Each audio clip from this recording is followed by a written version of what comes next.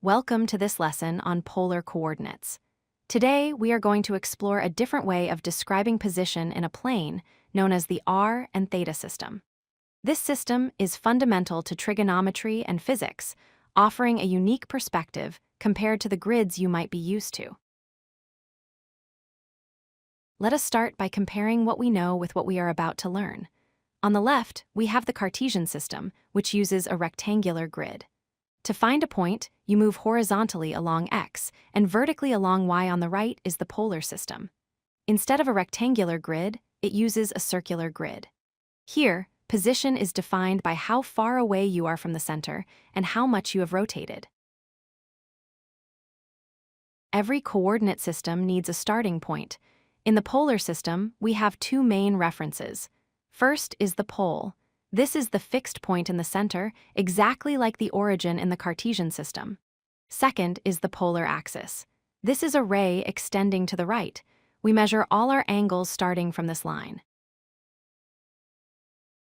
The first coordinate is r. This stands for the radius. It represents the directed distance from the pole to your point. Imagine standing at the center and walking straight out towards your destination. The distance you walk is r. The second coordinate is theta, represented by the Greek letter. This represents the angle of rotation. We measure this angle starting from the polar axis. It tells us the direction to face before we walk out distance r. Let's put this into practice by plotting the point 4,120 degrees. First, we identify the angle. We rotate 120 degrees from the polar axis. Once we are facing that direction, we move out a distance of 4 units from the center to place our point. It is important to know which way to rotate.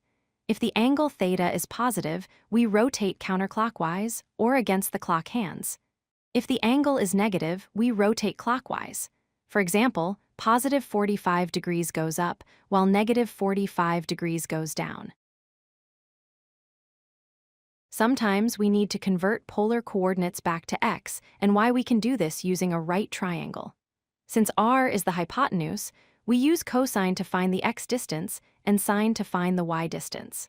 So, x equals r times cosine theta, and y equals r times sine theta. What if we start with x and y and want to find r and theta? We use the Pythagorean theorem to find r, because r squared equals x squared plus y squared. To find the angle theta, we use the tangent function, since tangent theta equals y divided by x.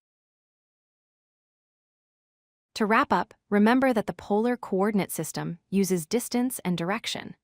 R is your distance from the pole, and theta is your angle of rotation from the axis.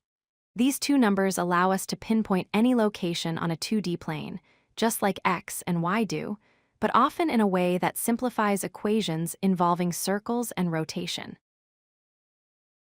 If you like this video, hit that like button and don't forget to subscribe.